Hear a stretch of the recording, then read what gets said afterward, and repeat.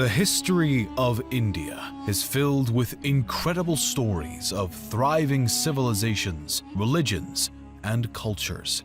Dating all the way back to the Paleolithic age, India's civilization is one of the oldest that we know and has played a part on the world stage for centuries, and even still today. While it is impossible to truly capture all of India's history in one video, it still serves as a worthy topic to delve into. Evidence of cave paintings and stone tools have revealed that the first signs of human activity in India can be traced back to somewhere between 400,000 and 200,000 BC. Details concerning the civilizations inhabiting the region back that long ago do not exist, but we do know that one of the first sophisticated societies to walk the lands of India was the Harappan people, who likely existed throughout the first few thousand years BC. Positioned along the Indus River, the Harappan people had their own writing system, advanced social and economic system, and impressive urban cities and architecture. It is unknown why this civilization collapsed around 1500 BC, but some attribute their demise to the common floods and other natural disasters in the region, or potentially invaders from Western and Central Asia. The next known civilization to leave a mark on Indian history books was the Vedic Aryans. These people were initially migrants who spoke an early form of Sanskrit and were determined to stay true to their own tribal identity. The name they've been given, the Vedic people, comes from 4 sacred texts, or Vedas, that have presented researchers with a glimpse into the civilization's lives and beliefs. These Vedas are often considered to be the oldest Hindu scripts, and the Vedic civilization is believed to have spread their culture across a large portion of India by roughly 1000 BC. With them, the Vedic Aryans brought their philosophical beliefs. These ideas represent a theory that happiness and salvation come from a person's morals and ethics, and one's path should be based upon their place in life, but should always be righteous and good. The Vedic Aryans also shared their societal system as they extended their reach. This system was made up originally of 3 tiers: Brahmin, or priest, Kshatriya, or warrior, and Vaishya, or commoner.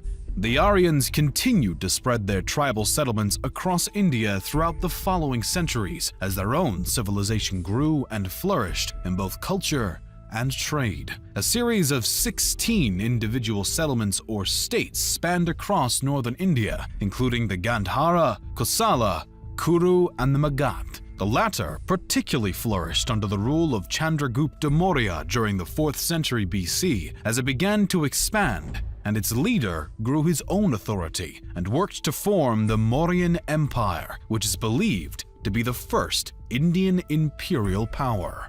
The Mauryan Empire established its capital in Pataliputra near modern-day Patna and constructed extraordinary temples, libraries, palaces, and even a university. The empire's trade success was impressive, and it maintained a remarkable governmental system and strong army. By the time of the 3rd emperor, the grandson of Chandragupta, a stance of non-violence was taken after a bloody struggle against the kingdom of Kalinga due to the emperor's new Buddhist beliefs. Siddhartha Gautama, the Buddha, had been born in 560 BC, and by the reign of Emperor Ashoka, the religious system he had founded was becoming more and more prevalent throughout India. Potentially due to their unwillingness to participate in conflict though, the Mauryan Empire eventually dissolved in the 2nd century BC after the last line of the Maurya line, Brihadratha, was murdered by his commander-in-chief, who would later found the Shunga dynasty in 185 BC.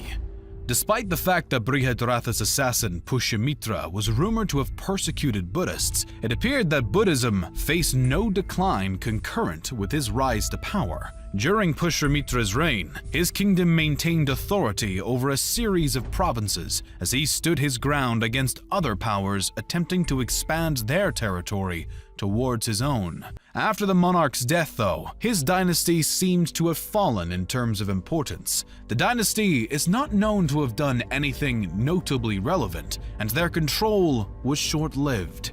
A variety of settlements and invading powers controlled India at this time, one being the Kushana kingdom, known for their significant trade involvement with Chinese, Persian, and Roman empires along the Silk Road. One Kushana ruler, Kanishka, in the 1st century AD, also converted to Buddhism and helps to further the religion throughout the region. In 75 AD, the Kushana kingdom marked a new era, the Shaka era.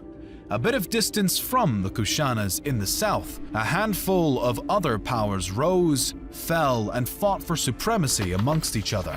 The kingdoms of Satavahana, Chera, Chola, and Pandya were some of the major authorities in the south during this time and through the Classical Age. The Gupta Empire became the face of northern India during the Classical Age, and the majority of the region was united under their authority during what is often described as northern India's Golden Age. The reign of the Gupta Empire is regarded as a time of law and order, as well as cultural flourishing. The rulers of the empire were no strangers to military expedition, but aimed to expand their territory through peaceful means, such as martial alliances, no less than through military action. Though the Gupta Empire had extensive success over centuries, they eventually reached a point of decline between the 5th and 6th centuries as invading Huns from Central Asia began to annex and take over the formerly dominant empire's land. As the religions of Buddhism and what later became Hinduism thrived, local and trespassing authorities continued to fight for territory and dominion over the following centuries. The next major shakeup of the Indian civilization came with the arrival of Islam. Muslim invaders began to send missions to India the century after the death of the Prophet Muhammad. A series of Muslim sultans began to lead expeditions into India, claiming places such as Sindh, Multan, and Somnath. These incursions brought the defeat of native kingdoms and the destruction of Hindu temples along the way. The Rajputs stood as one of the most determined defenders against Sultan invaders, but they were ultimately defeated in 1192 by Muhammad Ghori and his forces. As Islam began to work its way into India, other previously principal religions, such as Buddhism, began to decline.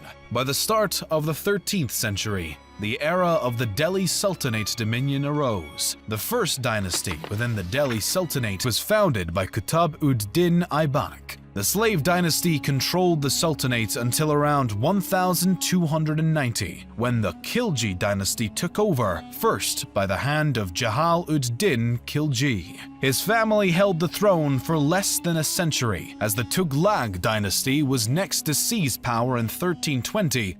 The Tughlaq dynasty technically retained power until 1412, but matters were complicated by the incursion led by Timur in 1398 into Delhi. As the Tughlaq dynasty weakened, the Sayyid dynasty replaced them starting in 1414. The Sayyids lasted for roughly 37 years, but the last ruler's reign was stained by rebellion and discord as the dynasty fell from grace. Yet another dynastic authority took the open throne, this time being the Lodi dynasty. The new dynasty lasted until the death of the then current ruler, Ibrahim Khan Lodi, who was killed in battle at Panipat by the army of Kabul's leader Babur in 1526. Ibrahim's death brought about the final end of the Delhi Sultanate as a whole. Now free of competition from the Lodi dynasty, Babur established the Mughal dynasty, which would end up becoming one of the greatest throughout history. The original Turkic-Mongol imperial power ruled a vast majority of India for over 2 centuries and brought about significant cultural growth and architectural achievements, including the Great Taj Mahal. Despite their immense success, the Mughal Empire began its decline around the start of the 18th century, as revolt after revolt began to shake the foundations of the widespread power, alongside threats from the Marathas and the British. The British East India Company had actually already been in the region for some time, but the situation with the British started to escalate not long after the Mughals fell. By 1857, India displayed increasing control by the East India Company, and the locals were having none of it. What began as a simple revolt by Indian soldiers in Meerut quickly blew up into a widespread rebellion and became known as the Indian Mutiny of 1857. This rebellion later would be called the First War of Indian Independence, and even though the British were able to quell the revolt after a matter of months, it inevitably had lasting impacts. In response to the mutiny, on November 1, 1858, Britain's Queen Victoria declared that India would be ruled in the name of the British Crown from that point on. Locals maintained their disapproval and anger at the British supremacy over their land, and nationalist sentiments and movements were far from extinguished. The next major move towards independence came when Mahatma Gandhi and the Indian National Congress decided to withdraw all cooperation with the British government, beginning the non-cooperation movement following the end of World War I. When this strategy did not bring the wanted results, Gandhi adopted a new technique in the form of the civil disobedience movement in December of 1929. Essentially, the movement was made up of the declaration of an Indian Independence Day that would be celebrated on January 16th, and complete disobedience of any orders by the British government. Again, Gandhi's strategy failed, and this time he was even arrested, while many other rebels were murdered. Still, the British were eventually pushed into the Round Table conferences beginning in November of 1930, the second of which Gandhi attended. The conferences marked another failure, and civil disobedience reignited. Gandhi's next attempt, the Quit India movement, again made no drastic progress. World War II brought about new issues as India was forced into war by the British, but at the conflict's conclusion, a new Labour Party came into power in India and showed sympathy towards the fight for independence. Finally, as August 14th turned to 15th in 1947, India became an independent nation,